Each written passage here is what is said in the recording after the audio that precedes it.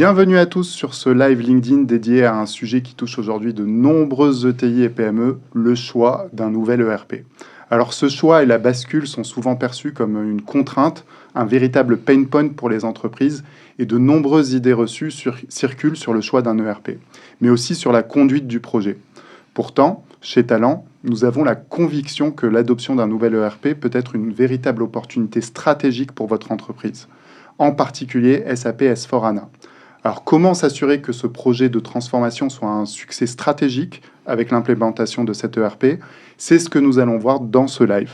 Au programme, quels sont les bénéfices concrets? Quels sont les cas d'usage qui prouvent la valeur ajoutée de SAP S/4HANA? Comment prendre les bonnes décisions sur le choix du cloud? Comment maximiser le potentiel de cette migration grâce à des outils comme SAP Business Technology Platform, SAP BTP? Donc, restez avec nous. On a de nombreux insights à vous partager, et n'hésitez pas à poser des questions en direct dans le chat. Et une surprise vous attend en fin de live. On vous en dira plus dans quelques minutes. Alors, avant de présenter mes invités du jour, question au public. Pensez-vous que votre ERP actuel limite la performance et l'agilité de votre entreprise? Alors, vous répondez oui, non. Et moi, je me tourne vers mes invités que je vais présenter. Alors, bonjour Philippe, bonjour. Philippe Leroc, directeur projet et responsable de l'offre SAP S/4HANA Public Cloud. Bonjour. Et Antoine Debert, bonjour, expert ERP chez Talent. Bonjour. Tous les deux chez Talent. Alors, je me tourne vers toi Philippe pour la première question. Je regarde en même temps le chat. Je recharge un peu mon chat. Je n'aurai pas toutes vos questions directement parce que ça prend du temps à s'afficher. Mais en tout cas, je les prendrai au fur et à mesure.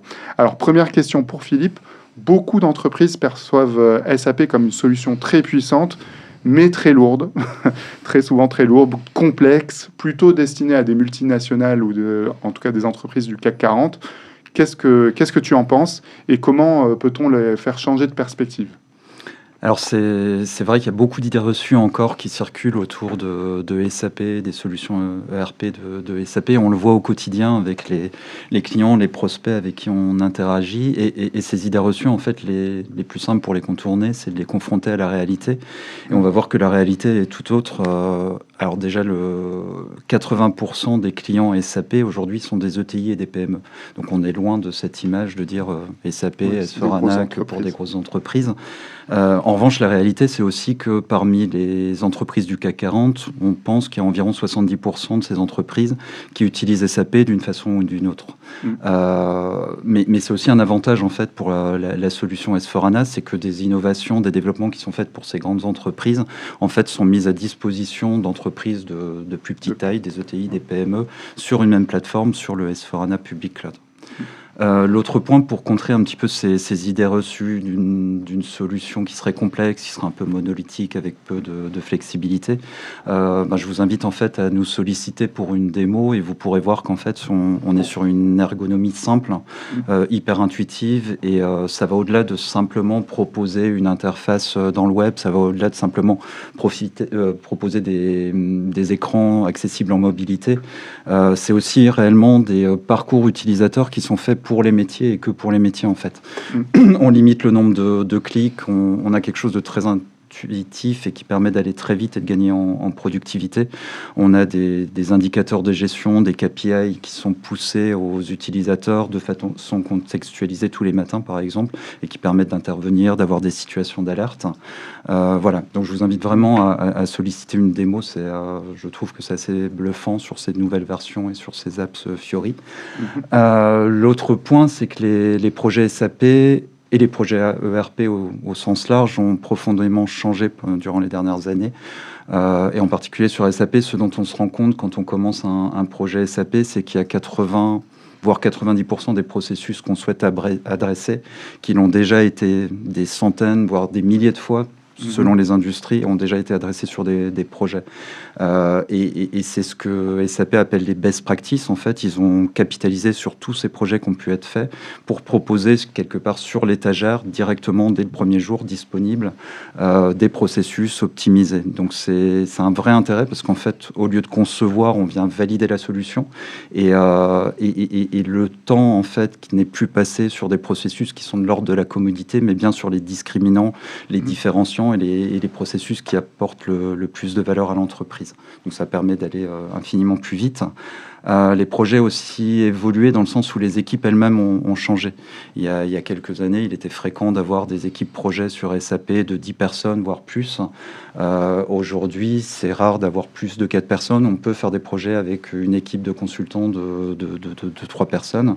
Et puis ces équipes, elles sont différentes aussi. On est beaucoup moins sur la technique. Sur d'anciens projets SAP, il y avait... un discours, un langage qui pouvait être un peu ésotérique à base de code transaction, de choses comme ça. Aujourd'hui, on est sur des experts métiers, des gens qui sont plus vraiment issus d'écoles d'ingénieurs, donc moins techniques, on va dire, mais plus issus d'écoles de commerce, voire des métiers. Des gens qui nous viennent de direction financière, qui étaient au contrôle de gestion et qui nous accompagnent sur les projets. Et ça permet de mieux comprendre nos clients et de parler métier avant de parler technique. Donc, en ce sens-là, ça a beaucoup changé. Donc, des équipes plus réduites et des équipes qui parlent métier plutôt que technique. Et tout ça fait qu'on est sur des projets beaucoup plus rapides, beaucoup plus agiles. On peut commencer un projet sur 3 mois. Sur un périmètre simple de la finance, un peu d'achats généraux, c'est fréquent qu'on puisse faire ce projet, le délivrer en 3 mois. Et on est rarement au-dessus de 6 mois pour un projet de plus grosse taille sur S/4HANA Public Cloud. D'accord. Donc des projets, en tout cas des équipes plus réduites, des temps plus courts finalement, donc des projets plus humains. Je me tourne vers toi, Antoine. C'est quoi les prérequis aujourd'hui que tu recommandes pour aller vers, en tout cas, quelles sont les étapes plutôt sur les prérequis que tu recommandes pour aller vers... Je vais peut-être compléter sur cette partie prérequis plutôt sur Philippe, si tu peux répondre dessus. Puis moi, je compléterai sur un des principaux prérequis qu'il y a. Alors, il n'y a évidemment pas de recette miracle, sinon ça se saurait. Et chaque projet, chaque client est différent. Et c'est aussi parce que les projets sont humains qui sont différents. Mais le premier point, c'est déjà de savoir où on veut aller. En fait, ça semble évident comme ça, mais avoir une feuille de route, définir le périmètre sur lequel on veut faire un projet ERP, et ça peut être un périmètre évolutif avec des lots, et surtout que cette feuille de route, en fait, elle soit alignée sur la stratégie de l'entreprise, parce que des perspectives de croissance à l'international, parce qu'une volonté de croissance externe, d'acquérir de nouvelles sociétés, de développer un nouveau business model, par exemple. Et il faut vraiment que ce qu'on fait sur le RP corresponde aux besoins des métiers. Et là-dessus, sur la définition du périmètre, il faut le faire vraiment sans dogmatisme. En fait, il y a plusieurs écoles, des gens qui nous disent il faut faire du tout ERP parce que ce sera intégré, d'autres qui disent il faut faire du best of breed, donc des solutions spécialisées. La vérité, en fait, c'est qu'il faut mettre le ERP sur là où il apporte de la valeur et là où ça a du sens, et surtout pas là où on risque de le dévoyer parce qu'on est sur des processus trop complexes. Donc le mettre sur là où il est conçu pour, là où l'intégration apporte de la valeur au métier, et puis aller le connecter avec d'autres éléments si besoin. Et ça tombe bien via des API standards, puisque sur S4 Public Cloud, on a des API standards qui sont disponibles sur l'étagère. L'autre point, dans les ingrédients qui sont importants pour la réussite d'un projet, et qui est un petit peu contradictoire avec cette idée de savoir où on veut aller, c'est aussi savoir qu'on ne peut pas tout savoir au début du projet. Il y a quelques années, il était courant de faire des schémas directeurs sur 5 ans, sur 10 ans. Et aujourd'hui, si vous faites un schéma directeur sur 5-10 ans, vous savez que dans l'année, vous allez le remettre en cause, le remettre en question. C'est clair. Parce qu'il y a un nouvel acteur disruptif sur le marché qui vous demande de changer de modèle, parce que vous devez croître à l'international pour trouver de nouveaux débouchés. Donc ce qui est important, en fait, dans les projets, c'est il faut les faire de façon agile, c'est-à-dire d'être capable de délivrer de la valeur rapidement. Il ne faut pas qu'on parte sur des projets à long terme, parce que de toute façon, ces projets, il faudra les revoir. Donc c'est pour ça qu'avec S/4HANA Public Cloud, partir sur des projets de 3-6 mois, Et puis l'autre point, c'est d'avoir une méthodologie qui soit elle aussi agile, c'est-à-dire prioriser les choses et pouvoir à tout moment se réorienter s'il y a un nouveau projet. Le tout, c'est encore une fois, on prépare le projet en se calant sur le business et puis on va aussi changer le projet en évoluant avec le business parce qu'on aura mis au point une méthodologie agile. Le troisième point, et ça je pense que tout le monde l'a intégré maintenant, c'est un projet ERP, c'est tout sauf un projet informatique. Donc c'est un projet qu'on fait avec les métiers, pour les métiers, et ça a plein d'implications sur le projet. Il faut avoir un sponsoring fort de la direction, parce qu'un projet, ça se fait en changeant les usages, en changeant parfois l'organisation, donc il faut que ce soit sponsorisé.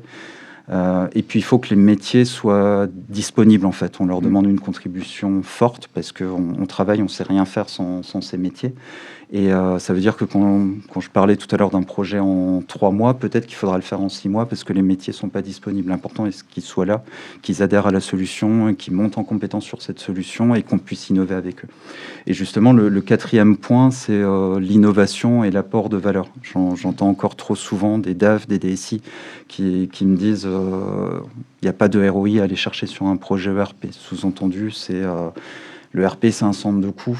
La réalité, en fait, c'est qu'il y a du ROI à aller chercher, du ROI intégré par l'intégration des processus, aller améliorer son DSO parce qu'on a une meilleure visibilité de la trésorerie, aller améliorer le taux de rotation des stocks, par exemple. Mais au-delà de ça, quand on fait un projet ERP, c'est une chance incroyable, quelque part, d'analyser les processus. On fait des ateliers avec les métiers et quelque part, c'est un peu comme un projet de design thinking où sur chacun des process, on est capable d'identifier les irritants, les pain points, où on est capable d'identifier des gisements d'optimisation. Et alors évidemment, on ne va pas tout faire d'un coup. Encore une fois, on va prioriser, mettre ça dans un backlog, mais ça permet ensuite de les adresser via, par exemple, la plateforme d'innovation BTP que propose SAP, et ça permet surtout d'apporter de la valeur au métier. Et ça, c'est important. On ne peut plus faire un projet comme on pouvait faire avant en se disant c'est simplement du back-office, on va mettre de la compta. Non, il faut apporter de la valeur, que ce soit de la productivité, de l'innovation, mais il faut apporter de la valeur au métier. C'est pour ça que c'était des projets longs parce qu'on le prenait comme une vraie contrainte et on ne voyait pas le fait d'aller chercher du ROI, même de l'innovation dans la manière de faire. Aujourd'hui, c'est pour ça qu'on dit que l'adoption de SAP S/4HANA, ça peut être une vraie opportunité pour les entreprises pour mettre à plat des choses et aller chercher du ROI. Mais en fait, c'est qu'on n'allouait pas le temps au bon endroit. C'est-à-dire qu'au lieu de l'allouer à des processus discriminants, à l'innovation, on a alloué à refaire le monde et à essayer de passer une facture. Mais c'est évident, c'est prévu, ça fait des années qu'on le fait. C'est la base. Et voilà, autant prendre ce temps-là pour apporter réellement de la valeur. En fait. Ok. Je me tourne vers toi, Antoine, du coup, cette fois-ci, sur le process, justement. Alors, effectivement, sur le process... et c'est dont on a parlé, l'un des meilleurs moyens de le faire, en fait, et de démarrer ce sujet-là, en fait, c'est d'utiliser un process que SAP appelle le DDA. Donc, les acronymes ont la vie dure chez SAP. Alors, ça veut dire quoi, DDA? Ça veut dire tout simplement Digital Discovery Assessment, et c'est un process d'évaluation en amont, via un outil SAP, en fait, qui va permettre d'identifier et de cadrer les besoins métiers, et aussi le périmètre fonctionnel ainsi que les grandes lignes de la solution. Donc concrètement, le DDA, il va servir à définir 4 étapes. La première étape, c'est de recueillir les besoins, comprendre les processus clés, les exigences qui sont spécifiques et les priorités de l'entreprise. Ensuite, une fois qu'on a fait ça, on va pouvoir définir le périmètre. Donc dans définir le périmètre, concrètement, c'est identifier les domaines fonctionnels qui sont concernés. Ça va être principalement, en général, on va être plutôt sur la vente, de la finance, des achats, les grands domaines métiers. Et après, les éventuels écarts qu'il y a par rapport aux standards SAP. Et derrière, en fait, une fois qu'on a fait cette étape-là, la troisième étape, c'est d'estimer la faisabilité. C'est d'évaluer, en fait, l'adéquation entre le besoin exprimé et les fonctionnalités qui sont disponibles sur SAP. Et enfin, après, l'idée, c'est effectivement de proposer une feuille de route, recommander un plan d'implémentation en fonction des priorités. Je ne sais pas, peut-être que... la priorité, c'est peut-être dans un premier temps de déployer d'abord l'entité espagnole avant de déployer l'entité France, pour X ou Y raisons qui sont liées peut-être à un taux d'obsolescence plus important de l'IT en Espagne qu'en France. Avoir aussi une vision globale des coûts et aussi les délais et les ressources. Voilà. Et le fait de faire ce DDA, ça aide les équipes projet à mieux cerner les attentes et aussi à préparer une implémentation qui soit plus précise et plus efficace. Voilà. Donc ça, c'est aussi engageant pour nous en tant qu'intégrateur parce que ça va aussi structurer toute notre proposition de chiffrage qu'on vous fait et qui est engageante. Voilà. Donc, je dirais que le DDA, ça garantit que la solution, elle est bien compatible avec les besoins. Et qu'elle aille dans le bon sens et qu'elle permette d'aller directement sur les priorités. Tout à fait. Tout ça. Sur le DDA, je reviens, donc le Digital Discovery Assessment, c'est en rapport avec la surprise dont on a parlé en début de live, donc on vous en dira plus à la fin, mais en tout cas, on va creuser ce point pour vous, donc restez bien connectés. Je précise que si vous avez des questions, évidemment, vous pouvez participer. L'idée, c'est évidemment de poser toutes les questions à Antoine et Philippe. Si vous posez des questions sur votre ERP, si vous avez envie de pousser plus loin la discussion. Donc, on parlait de cette manière d'y aller, de tous ces prérequis. Antoine, est-ce que tu as un exemple que tu veux nous partager d'un client qui a tiré parti vraiment de cette implémentation et qui a transformé ses processus? Alors avec Philippe, on prend souvent comme exemple le projet interne, donc le projet de talent qui s'appelle le projet Shift. C'est souvent difficile de traiter des clients en interne. Pour autant, c'était un succès et ça a bien fonctionné. Et je dirais que Talent était le client parfait vraiment d'un point de vue expérimental par rapport à ce que peut proposer Public Cloud. Juste pour donner un petit peu quelques éléments clés sur Talent, au moment où on a fait le projet, quelques chiffres, c'est 5000 collaborateurs, on est présent dans 21 pays, et le projet Shift, il visait à moderniser et intégrer un ERP finance en utilisant SAP S/4HANA Public Cloud. Donc c'est un projet qui est sur une durée de 3 ans, parce qu'il faut déployer l'ensemble des pays. Mais pour autant, on a déployé, on va dire, le cœur de l'ERP, donc uniquement sur la France, en 6 mois uniquement. Voilà. Donc on a fait un go live en 6 mois pour la France. Les enjeux, ça inclut effectivement l'adoption des best practices SAP. C'est là effectivement où il y a le plus d'optimisation possible. On dit souvent fit to the standard, donc c'est vraiment de prendre les processus clés standards et de les appliquer. Après, il y avait aussi des enjeux autour de la simplification des processus, et également la cohérence et la gouvernance de la donnée. Voilà. Et la méthodologie qu'on a appliquée, on n'a rien inventé. On a simplement pris la méthodologie d'SAP qui s'appelle SAP Activate, qui est effectivement une méthodologie qui est agile, avec des sprints qui sont itératifs pour chaque phase de projet. Voilà. Les facteurs clés de succès, c'est très clairement l'implication des équipes et la validation des processus standards. Et les enseignements qu'on peut en tirer par rapport à ça, c'est effectivement la conduite du changement qui est clé, la qualité de la donnée et la communication qui est très importante sur un projet. Voilà. Aujourd'hui, donc, le projet il est live et on prévoit simplement des mises à jour semestrielles. Donc à chaque fois qu'il y a des nouvelles innovations que SAP pousse, effectivement, elles sont poussées de manière semestrielle, étant donné qu'on est sur une solution full SaaS, donc c'est poussé de manière continue. Et aujourd'hui, on en est à l'automatisation concrètement des tests pour améliorer l'efficacité. Et donc on a parlé des bénéfices pour une entreprise, donc le cas de Talent avec ce projet Shift. Pour toi, Philippe, c'est quoi les bénéfices les plus tangibles pour les métiers? On en a parlé beaucoup. C'est quand même la mise en place de SAP S/4HANA, c'est par les métiers et pour les métiers au final. Quels sont les bénéfices tangibles pour à la fois les métiers et aussi la DSI? D'accord. On va peut-être commencer par la DSI. On va commencer par la DSI. On finira par les métiers. Pour la DSI, de façon évidente, c'est la sécurité. On a tous en tête des événements, des phishing, des ransomware qui ont mis à plat certaines sociétés. Le fait d'avoir les processus, les données de l'entreprise qui sont hébergées, infogérées par le leader mondial des ERP qui est SAP, dans des data centers en Allemagne, c'est quand même hyper sécurisant. Il y a beaucoup de DSI qui nous disent qu'ils dorment mieux depuis qu'ils sont passés à S/4HANA Public Cloud. C'est aussi en termes de sécurité, la sécurisation du sourcing. Avec SAP, vous avez 22 000 partenaires, donc 22 000 sociétés qui peuvent vous accompagner sur la solution en France et partout dans le monde. Donc c'est quelque part la garantie de pérenniser votre investissement et d'avoir toujours quelqu'un quelque part pour faire évoluer la solution, pour vous accompagner. Le mode SaaS, alors c'est évident, mais ça permet au DSI aussi d'avoir une meilleure maîtrise, une prédictivité de ses coûts. On ne se pose plus la question de devoir changer tel ou tel serveur. On consomme un service et on paye ce service en mode souscription.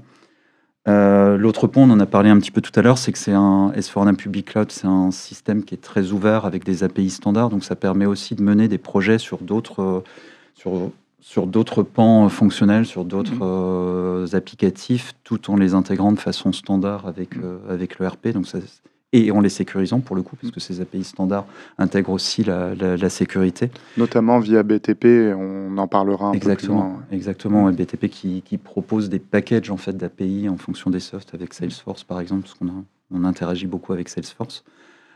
Et l'autre point, c'est de permettre au DSI de reprendre la main sur des projets métiers, sur des projets d'innovation, parce que ce dont on se rend compte ces dernières années, c'est que les métiers ont tendance à lancer des projets en allant chercher des solutions un petit peu partout sur le cloud. Gauche, ouais. Et en fait, ils reviennent vers le DSI quand il s'agit, parce que c'est souvent le cas, d'aller chercher des données dans le RP pour les mettre à disposition de clients ou quoi que ce soit. Et pour sécuriser, c'est là que ça coince. Et l'idée de s'appuyer sur cette plateforme qui a l'avantage d'être conçue pour le RP, pour S4HANA Public Cloud, tout en permettant de développer des applications mobiles, de mettre en place des portails, par exemple, c'est d'harmoniser tout ça, de standardiser, de sécuriser tout ça. Et le DSI, quelque part, revient au cœur de ces projets-là. Bien que ce soit des projets métiers. Justement, sur les métiers, les avantages des métiers, parce que tu me disais, c'est pour et avec eux qu'on fait déjà, on a rassuré le DSI. C'est déjà bien. Le plus important, c'est les métiers, malgré tout, sans oui, dénigrer le rôle du DSI. Mais dans ces projets de transformation, c'est bien les métiers qui sont au cœur de la transformation. On en a parlé un petit peu, c'est des gains de productivité importants via l'interface. Encore une fois, n'hésitez pas à nous solliciter pour qu'on vous montre cette interface via lien embarqué, l'intelligence artificielle en fait sur chacun des processus qui permet par exemple d'automatiser du rapprochement client quand on reçoit un relevé bancaire. On sait que c'est toujours compliqué en fonction des infos que peut bien communiquer la banque. Et en fait, le système va apprendre de ce que fait le comptable pour automatiser au fur et à mesure ces rapprochements. Donc, c'est hyper intéressant en termes de productivité. Ça permet aussi d'avoir un encours client qui est plus juste, d'avoir des meilleures interactions avec les clients parce qu'on ne va pas les relancer à mauvais escient, par exemple. Enfin, il y a plein d'intérêts, en fait. Et c'est juste un exemple d'y embarquer, mais il y en a à peu près sur tous les processus. Et puis, l'intégration des processus, le fait que compta, achat, vente, tout ça est intégré dans un même système et permet de gagner en productivité. L'autre point, c'est d'avoir un time to market qui est réduit. Pour se projeter à l'international, par exemple, on a un système qu'on peut déployer très facilement et d'autant plus facilement qu'on reste dans le standard. Je disais tout à l'heure, quand on commence un projet, on est 80-90% sur du standard. Et faire ce standard en France, ça garantit que vous pourrez le déployer de la même façon dans tous les pays. Et vous irez hyper vite, en fait, pour aller déployer soit sur une acquisition en France, soit à l'international. Et puis, j'en parlais un petit peu tout à l'heure, la scalabilité fonctionnelle, en fait, d'avoir ce périmètre fonctionnel qui est extrêmement vaste et qui permet de mener des projets et de nouveaux business models, par exemple, de les mettre en place très, très rapidement. Et puis l'autre point, c'est le pilotage, ce qu'on appelle les analytics, en fait, quels que soient les métiers. Tout le monde ne le sait pas, mais le S de S4HANA veut dire simplification pour HANA. Je ne savais pas, du coup je l'ai. et en fait, c'est en se basant sur cette base dite in-memory hyper puissante que SAP a simplifié pour faire simple et sans aller dans la technique, là où vous aviez une table pour les achats, une table pour les ventes, pour la compta, le contrôle de gestion. Aujourd'hui, schématiquement, tout est dans une même et seule table, ce qui permet de croiser les données dans tous les sens et d'avoir une BI intégrée et des informations disponibles en temps réel. Ça permet par exemple d'avoir un DSO ou un besoin en fonds de roulement, non plus pour une société donnée, mais on peut aller jusqu'à un canal de distribution pour pouvoir pondérer un tel canal de distribution a tel impact sur ma marge, mais en contrepartie a aussi un impact par exemple négatif sur mon besoin en fonds de roulement. Donc ça permet de sortir plein d'insights en fait qu'on ne pouvait pas avant et de les avoir en temps réel. Et je finirai juste sur un dernier point, donc la DSI, les métiers, mais c'est aussi les directions générales qui ont des gains aussi attendus sur la réduction. Le ROI, évidemment, mais la réduction des délais de clôture aussi pour pouvoir donner aux actionnaires, quels qu'ils soient, une visibilité plus rapidement. On parlait de notre projet, mais ça a permis réduire substantiellement les délais de clôture. Et puis c'est une valorisation aussi auprès des actionnaires. Faut pas se leurrer, avoir SAP, c'est un vrai asset pour l'entreprise et ça la valorise. Alors justement, j'ai une question du chat de Alexandra qui dit comment vendre le ROI à mon DG? Donc le ROI d'un projet ERP, comment le vendre à mon DG? Comment vous diriez ça? Comment prouver qu'en fait il y a vraiment des gains? Alors, en général, on fait, dans le cadre d'une avant-vente, ça nous est arrivé récemment, on fait souvent des business cases et donc du coup, on va étudier un certain nombre d'ROI.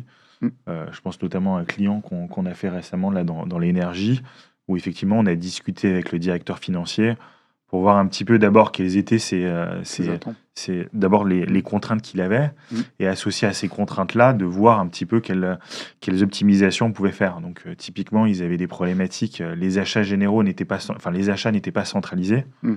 Donc, on a regardé le fait de les centraliser, quels étaient les gains d'optimisation possibles qu'il y avait. Donc, ça peut se faire au travers de benchmarks. Et puis après, on rentre dans des cas un peu plus concrets, qui est de dire, ben voilà, mon délai de recouvrement, il est, je ne sais pas, de X jours. Mettre en place ce processus-là, on estime que globalement, on va pouvoir faire, je sais pas, 10 ou 20% d'optimisation par rapport à ça. Je ne sais pas si tu veux ajouter quelque chose, Philippe, là-dessus. Non, c'est exactement ça. C'est en amont du projet, en fait, il y a ces leviers et on a des benchmarks qui nous permettent aussi de calculer des ROI. Et puis, au-delà de ça, il faut avoir en tête aussi que tout au long du projet, j'en parlais tout à l'heure, il y aura des innovations qui, elles aussi, vont apporter du ROI complémentaire. Et ce qui est important sur ces benchmarks qu'on fait, c'est qu'aussi on les confronte avec nos prospects pour leur demander est-ce que c'est réaliste ou est-ce que c'est pas réaliste, justement. De manière à ce que les ROI qu'on va proposer, qui sont théoriques, soient pas survendus. Voilà, soient pas survendus. Voilà. Tu as parlé d'innovation, tu as dit un mot-clé que je suis sûr que pas mal de gens dans le chat ont entendu, c'est l'IA.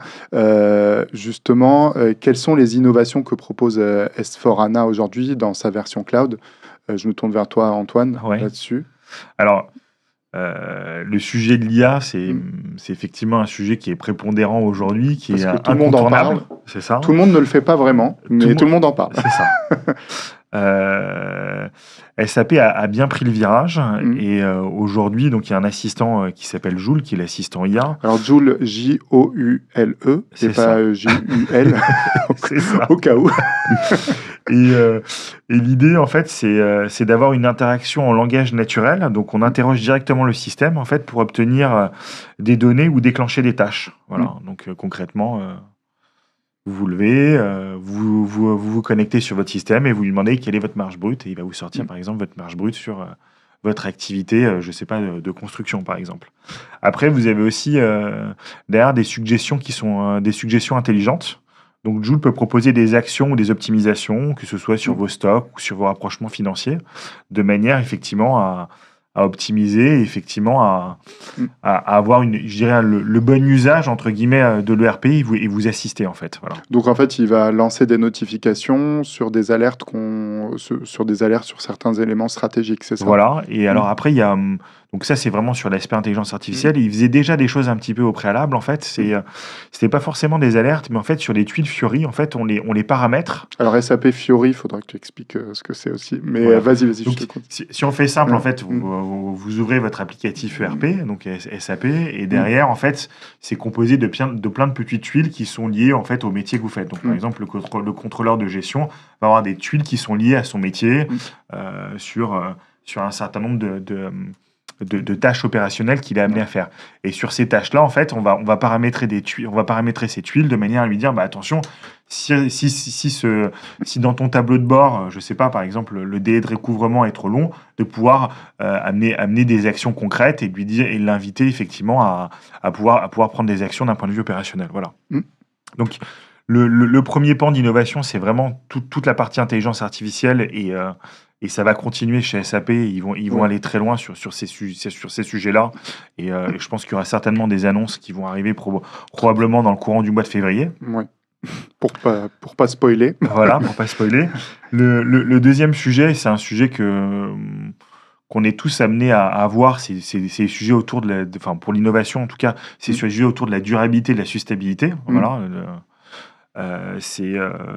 Ça va être sur le suivi de l'empreinte carbone.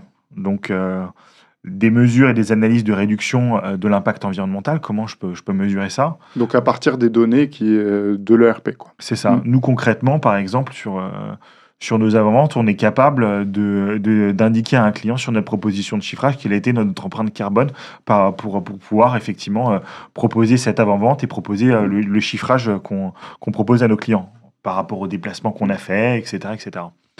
Et on peut aller effectivement beaucoup plus loin effectivement quand vous avez l'ERP. Après, le deuxième, c'est le sujet dans la durabilité et la sustainabilité, c'est le sujet de reporting et de conformité, où effectivement on demande de plus en plus de reporting. Donc l'idée, c'est effectivement d'avoir des indicateurs qui sont prêts à l'emploi pour répondre aux exigences réglementaires. Qui augmentent et sans qui évoluent cesse. tout le temps. Et après, c'est tous les sujets autour de l'économie circulaire et d'avoir des fonctionnalités intégrées pour gérer à la fois le recyclage, la réutilisation et la réduction des déchets. Et ça, c'est vraiment, en tout cas, ce volet-là, c'est un volet super important parce qu'il y a de plus en plus d'entreprises qui veulent devenir des entreprises à mission. Bah là, on a concrètement des fonctionnalités qui répondent directement à ce genre pas de contraintes, mais d'ambition. C'est ça. On va pouvoir effectivement sortir ces chiffres et associer à ces chiffres aussi pouvoir prendre des actions et voir l'impact qu'on a eu. Tout à fait. Ouais. Et après, je dirais dans les innovations, mais c'est un petit peu des innovations qu'on continue, c'est qu'à partir du moment où on passe au mode cloud, en fait, ce mode SaaS, en fait, on a des mises à jour qui sont continues. Donc, en fait, l'accès régulier aux nouvelles fonctionnalités sans lourde migration, ce qui n'était pas le cas auparavant quand on était en on-premise. En on-premise, on faisait l'implémentation et puis 5 ans plus tard, on faisait une mise à jour. Donc, il y avait quand même un peu de retard d'un point de vue technologique. Voilà. Et comme le monde s'accélère, effectivement, ça permet d'être à jour. Après, il y a l'expérience Fiori, qui est effectivement une interface unifiée et intuitive, qui est conçue pour booster la productivité. On en a un petit peu parlé. C'est effectivement toutes ces vignettes qu'on pousse avec des indicateurs pour pouvoir prendre des actions de manière opérationnelle au quotidien en fonction de l'évolution. Et adaptées au métier. Exactement. Et qui sont en temps réel. Voilà. Et après, il y a deux autres éléments qui sont effectivement l'extensibilité sur SAP BTP, mais je pense qu'on aura l'occasion un petit peu d'en parler, qui permet effectivement d'avoir une intégration rapide des solutions métiers, enfin de solutions métiers spécifiques, et aussi dans le mode cloud qui est important, c'est effectivement tous les sujets de sécurité et de conformité, toutes les certifications internationales et de haute disponibilité sur les données critiques qu'on a sur un ERP. Voilà. Et qui rassure le DSI. Et qui rassure le DSI de se dire, c'est géré par SAP avec les plus hautes normes. Voilà. Donc en gros, c'est plus d'agilité, d'innovation et de durabilité. Et un ERP intelligent qui soutient, je dirais, la performance économique et l'engagement RSE. L'engagement RSE, et voilà, et avec des innovations quand même autour de l'IA, parce qu'aujourd'hui c'est vraiment le sujet, qui sont des innovations vraiment intéressantes. Et pour faire le lien avec cette question, je me tourne vers toi, Philippe. C'est comment aujourd'hui, il y a pas mal c'est un marché qui est très concurrentiel, les ERP. Comment tu dirais que SAP S/4HANA se démarque des autres? Sur quel point il se démarque réellement des autres? Je pense qu'il y a 4 points clés. Le premier, c'est la richesse fonctionnelle de l'outil. Alors on entend souvent les ERP se valent, après tout on est sur des processus back-office, souvent des achats, des ventes, de la comptabilité. Pour autant, pour avoir fait des projets sur pas mal de ERP et dernièrement plutôt sur SAP, c'est une vraie garantie pour un directeur de projet de mettre en place SAP. La garantie d'avoir une profondeur fonctionnelle en fait qui, à mon sens, est assez unique. Quel que soit le process sur lequel vous allez, vous êtes sûr de pouvoir, ne serait-ce que répondre à l'ensemble du réglementaire français, par exemple.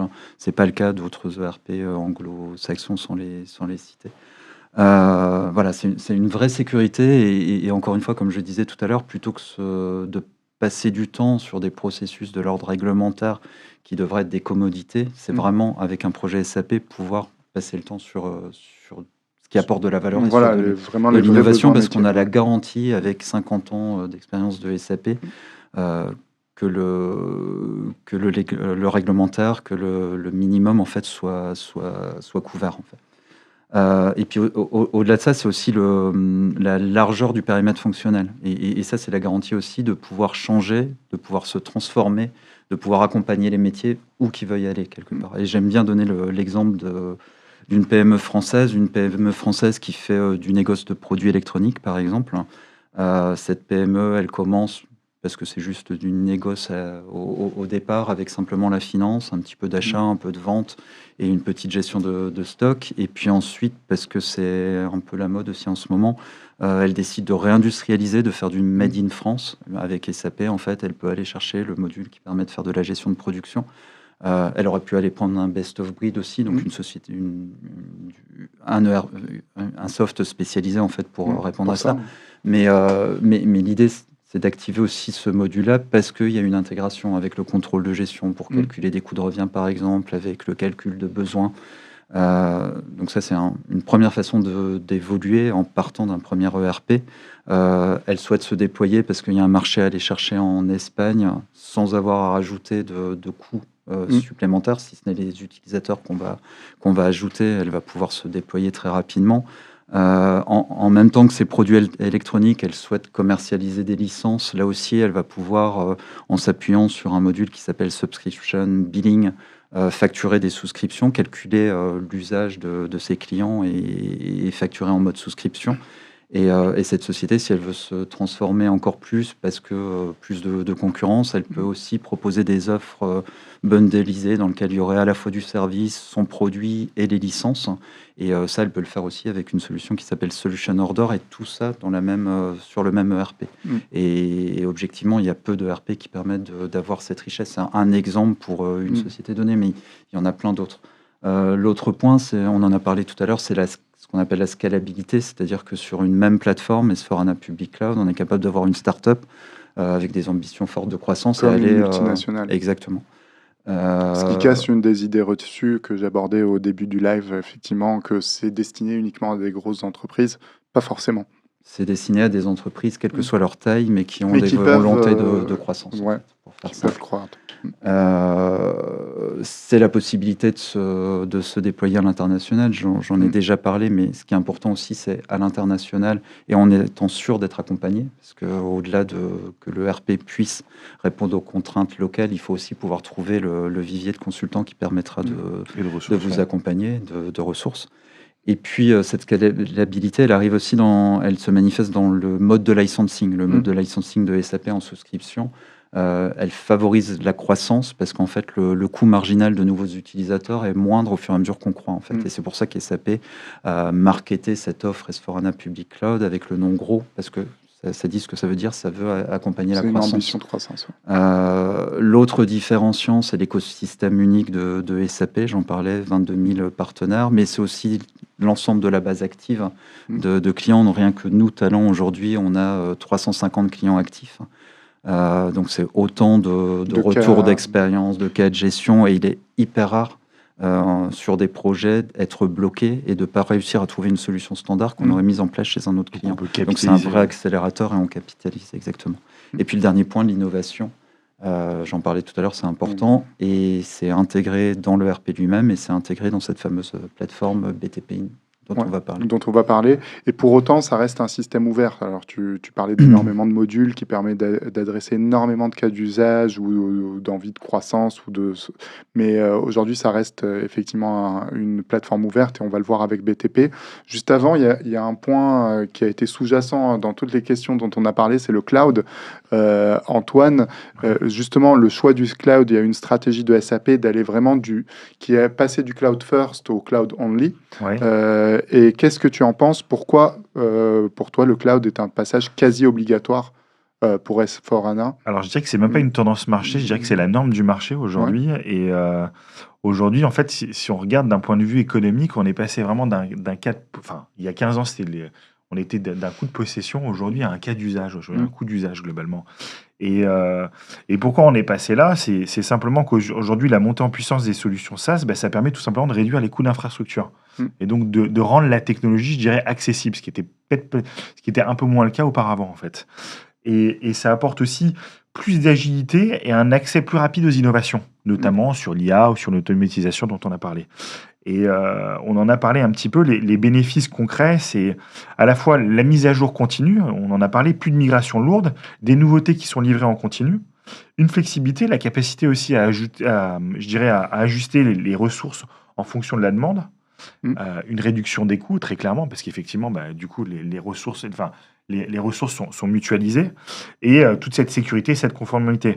L'avantage du cloud et de l'offre d'SAP, c'est vraiment d'être sur une offre cloud qui soit modulaire, en incitant les entreprises petites comme grandes à adopter effectivement S/4HANA avec des innovations qui vont être intégrées. Donc on a parlé d'IA avec Joule, et puis on a parlé aussi de tous les enjeux qui tournent autour de la durabilité. Donc le passage au cloud, en fait, ça répond aux exigences des entreprises à la fois de rapidité, de flexibilité et d'innovation.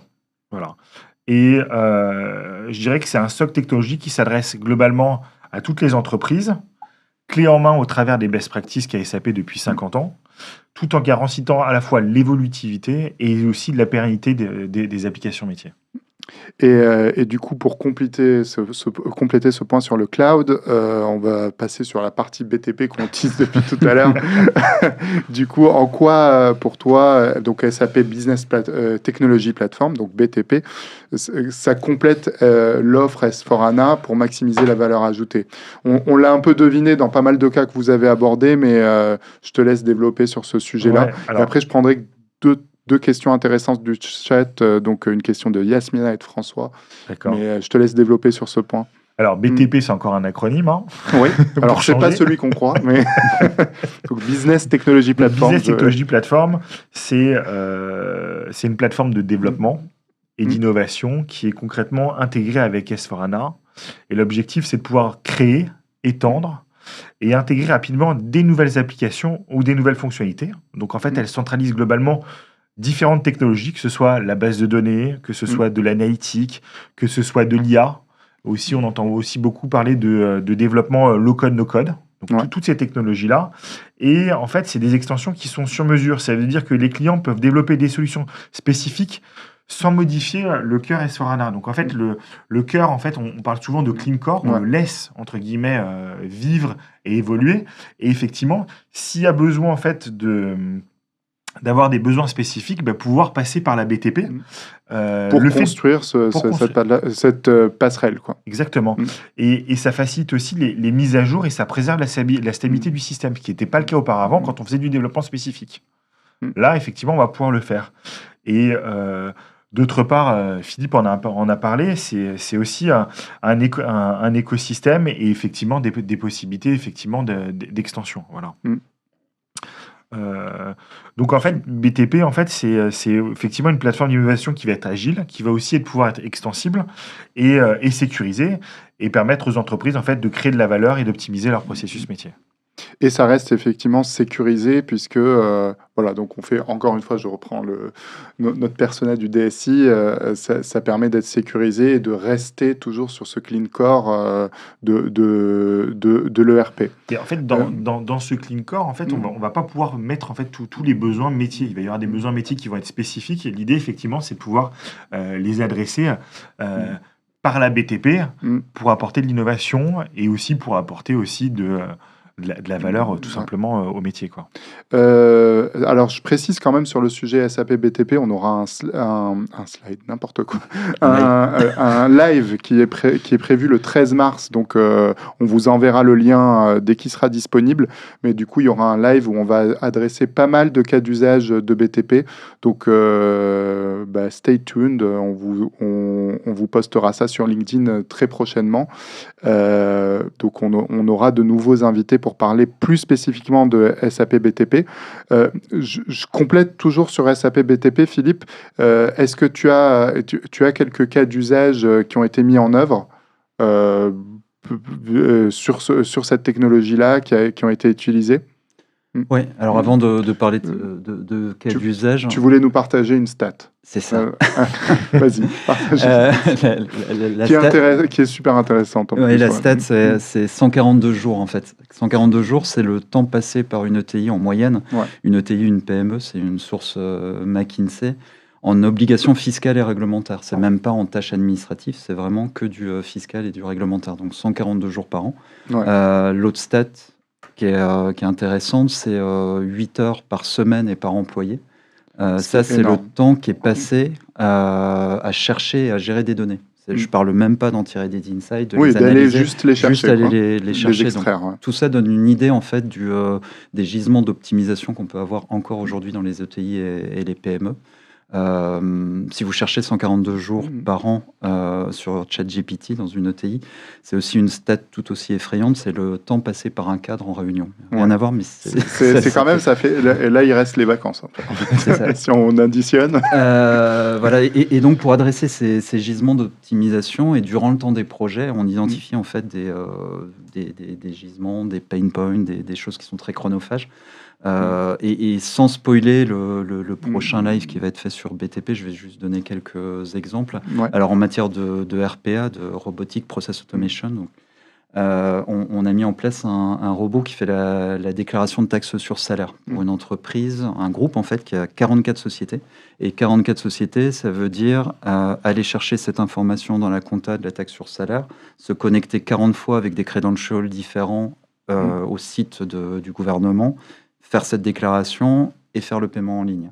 Et nous, ce qu'on a fait, en fait, c'est qu'on a fait un bot qui fait tout ça à la place de l'utilisateur, qui va se connecter les 40 fois avec les credentials, qui met tout ça dans un fichier Excel, puis qui déclare, puis qui paye. Et c'est un gain de temps considérable, et c'est un gain de temps qui, en plus, est dans une période assez dense, qui est la période de clôture. Ouais. Donc ça permet de libérer aux comptables aussi du temps pour faire autre chose, et réduire aussi les délais de clôture. Typiquement, quand on parlait de ROI et tout ça, en tout cas d'arguments, là, il est clair, quoi. Il est très clair, ouais. Dans un même ordre d'idées, avec du RPA aussi, c'est l'automatisation des commandes de vente. Une entreprise qui reçoit plein de commandes de vente sous format PDF, par exemple, dans la messagerie. Là aussi, avec un bot qu'on a créé, et qu'on a utilisé de BTP, on est capable d'aller lire ces commandes de vente et de les pré-saisir, de les saisir dans SAP. Donc là aussi, on imagine bien le temps que ça permet de gagner. D'autres exemples, Antoine en parlait tout à l'heure, parlait d'extensions en fait. BTP, c'est aussi comme un SAP Store en fait, qui permet d'aller chercher des extensions réalisées par des partenaires. Nous, par exemple, Talent Pas à Pas, on a créé ce qu'on appelle le BAO, Business Add-on, qui est en lien en fait avec la base de données Altares, via le numéro Duns and Bradstreet des clients et des fournisseurs, donc qui permet de fiabiliser la base de données clients-fournisseurs, d'aller chercher l'ensemble des données, d'aller chercher des informations de rating, de recouvrement pour fiabiliser tout ça, et puis d'aller vérifier les IBAN aussi, par exemple. Donc ça permet d'éviter les fraudes et ainsi de suite. C'est un des exemples, mais il y a plein d'extensions qui peuvent être faites. Et comme disait Antoine, en fait, ce BTP en fait, permet d'aller faire de la personnalisation. Ça casse aussi ce dont on parlait en début de live, cette idée de quelque chose d'un peu monolithique, rigide. Alors déjà, on peut faire du paramétrage dans S4HANA Public Cloud. Ça aussi, c'est un mythe, c'est rigide. Non, on peut faire du paramétrage, évidemment, on peut en faire. Mais aussi, on peut faire de la personnalisation. Et par exemple, les workflows, donc les process de validation, on sait que c'est très proche de l'organisation des entreprises et qu'il faut faire de la personnalisation là-dessus. Via la BTP, vous pouvez mettre en place des workflows complètement personnalisés qui commencent même en dehors des utilisateurs de l'ERP. Ça peut être des clients, des partenaires qui commencent. Un partenaire qui remplit une petite fiche pour se référencer, puis ensuite ça transite jusqu'à être validé par la comptable, par exemple. Et puis dernier point, un autre exemple, et cette fois plutôt avec de l'IA générative, on est en train de travailler à de la visual inspection pour aller, par exemple, identifier sur des machines, en fait, sur base de photos, de vidéos, des signaux faibles qui permettent de faire de la maintenance prédictive et d'intervenir avant même que la panne ne survienne. Donc ça va assez loin, il y a plein de cas d'usage, on sera ravis d'en discuter avec vous. Et justement, on se retrouvera le 13 mars pour en parler sur ces cas d'usage spécifiques pour SAP BTP. Mais c'était important, je pense, d'aborder ce pan-là parce que je pense que c'est très, très lié à SAP S4HANA et c'est une des très grosses valeurs de SAP S4HANA. Ça rend le RP beaucoup plus ouvert. Plus ouvert et sécurisé. Et sécurisé, oui, harmonisé. bien sûr. Je vais prendre quelques questions du chat. On arrive en fin de live. Restez bien pour la surprise que je vais vous annoncer. Mais je vais prendre deux, trois questions. Alors, une question plutôt technique. Comme on parlait technique, je vais prendre d'abord cette question-là, une question d'Yasmina qui dit, dans le cadre d'une transformation des systèmes, comment gérer la reprise de données? C'est-à-dire que si on est vraiment d'une migration d'un système totalement différent, j'imagine, comment vous gérez cette reprise des données pour aller vers S4HANA? Alors la reprise de données, elle est, je vous disais tout à l'heure, on a ce qu'on appelle les best practices, donc c'est des process qui sont déjà intégrés. Ouais. Et autour de ces process, évidemment, il faut faire de la reprise de données. Donc les outils de reprise de données standards sont déjà prévus également. Ils sont déjà intégrés. Ils sont déjà intégrés et ça va extrêmement vite. On a l'habitude de le faire aussi sur nos différents projets. Voilà, donc c'est extrêmement sécurisé. Alors c'est un chantier qui est important et qu'on conseille d'anticiper très tôt parce qu'il y a du nettoyage de données à faire en amont souvent, mais en tout cas c'est prévu et c'est standardisé. Ouais. Il y a aussi de la gouvernance de la donnée aussi à faire. Dans le cadre d'un projet ERP, c'est aussi l'occasion de bien réfléchir sur la gouvernance de la donnée. Un ERP, quel qu'il soit, c'est la donnée qu'on en rentre, la manière dont on la fait vivre. Et donc les clients profitent aussi pour bien réfléchir à cette gouvernance-là. Ouais. Ok, et une question un peu plus RH, il me semble, plus métier, centré sur les métiers. Quelle est la meilleure approche, selon vous, pour impliquer les métiers dans le projet? Alors, est-ce que quelquefois il y a des difficultés, parce qu'on sait que la conduite du changement, c'est parfois compliqué, parce qu'il y a des gens qui n'aiment pas le changement. Comment ça se passe? C'est quoi votre technique, vos best practices là-dessus? Alors là aussi, il n'y a pas de recette miracle et ça touche à l'humain, donc c'est sur le taf, sur le projet en fait qu'on peut intervenir. Après, il y a des invariants aussi. Le point, c'est d'impliquer les métiers le plus possible en amont, en fait, qui soient partie prenante du choix, ne serait-ce que du choix de l'ERP, S4HANA par exemple, si c'est le cas. Et une fois que ce choix a été fait par les métiers, évidemment qu'ensuite le projet est plus simple plutôt quelque chose qui aurait été contraignant. Et puis après, dès le début du projet, encore une fois, c'est un métier, c'est un projet qui est fait pour et surtout avec les métiers, les impliquer dans tous les ateliers, les faire monter en compétences. Et ce que nous on fait dans nos projets d'intégration, c'est qu'on identifie pendant les ateliers également les impacts organisationnels pour les traiter. Alors après, parfois, certains de nos clients se font accompagner aussi en conduite du changement et on conseille de le faire. Voilà. D'accord. Ça répond à la question de François. On arrive en fin de live. Tu voulais ajouter quelque chose, Antoine? Non, oui, sur ce sujet-là. Effectivement, les métiers, il faut les impliquer, ça c'est une certitude. Et puis après, effectivement, tout au long du projet, en fait, il y a à la fois la communication qui est importante en interne chez les clients. Donc souvent, il y a souvent des noms de projets associés aussi à ces noms de projets. En fait, aussi dans cette phase de construction de l'implémentation, bien évidemment que les métiers sont sollicités dans la gouvernance du projet pour construire la solution. Donc il y a souvent des comités de projet, des comités de pilotage qui sont dans toutes les méthodologies de projet qui permettent effectivement de les impliquer et aussi de valider les processus métiers qu'on va mettre en place avec l'ERP. Et il y a un autre point qui est important aussi. On en parlait tout à l'heure en début de live aussi, c'est les équipes ont changé, les équipes chez les intégrateurs. Et un point clé, c'est aussi de parler métier, de comprendre les métiers, de savoir être compris, de proscrire tous les acronymes, toutes les choses techniques. Et on a essayé de vulgariser aujourd'hui. J'espère qu'on n'en a pas trop. J'espère qu'on a les acronymes. On les a tous définis, je pense. Mais oui, effectivement, c'est-à-dire que ce soit beaucoup plus centré sur les métiers qu'un projet purement technique, parce que c'est ça aussi qui rebutait avant. Je pense que ça restait des projets très, très techniques. Et au final, on demandait aux métiers de s'adapter. Là, en tout cas, l'impression que j'ai, moi, c'est de voir que S4HANA, c'est un ERP qui va plutôt lui s'adapter et aller vers les métiers plutôt que l'inverse. C'est ça. On va pas formater encore une fois, le S de simplification est hyper important. Ne pas rendre complexe par la technique des choses qui sont simples, en fait, des process qui au final sont simples. Exactement. Du coup, pour résumer les points importants de ce live, c'est SAP S4HANA, c'est gagner en agilité et en réactivité avec un ERP qui est flexible et adaptable à la croissance de l'entreprise. On parlait de scalabilité tout à l'heure. D'améliorer aussi la performance opérationnelle avec des processus intégrés et des automatisations. Exploiter aussi intelligemment les données pour une prise de décision plus rapide. On parlait d'IA, notamment Joule, le machine learning intégré qui permet de prendre les bonnes décisions au bon moment. Donc, ça transforme vraiment la BI pour le coup. Et ça simplifie la gestion de l'IT avec des infrastructures cloud optimisées et sécurisées. Ça, c'est pour faire plaisir à nos amis des DSI. Donc voilà, est-ce que je résume bien? Est-ce que vous voyez c'est parfait, on t'embauche. Super, merci. Alors, pour finir ce live, je vous parlais d'une surprise.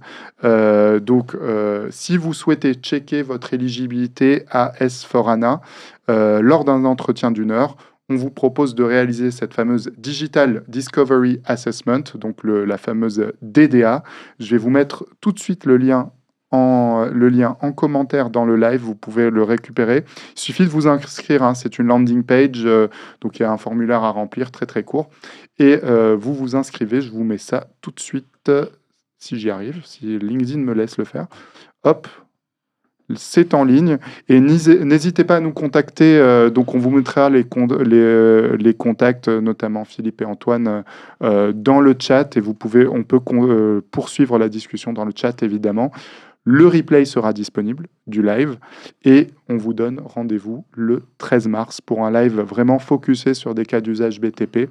Donc inscrivez-vous nombreux, le lien sera disponible dans les prochains jours. Voilà, merci beaucoup à tous. Merci Antoine, merci Philippe. Merci à toi. Et à bientôt. Salut.